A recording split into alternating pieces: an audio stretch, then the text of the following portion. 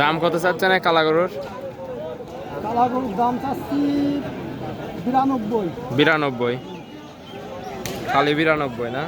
খালি 92। হ্যাঁ, খালি 92।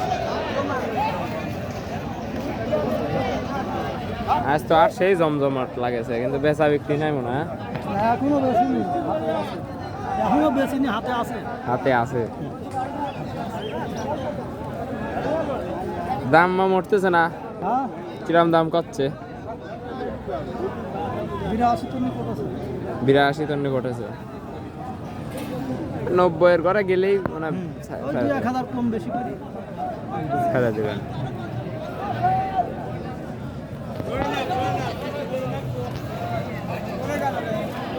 দেশি গরু? হ্যাঁ, এটা অরিজিনাল দেশি শাইয়াল।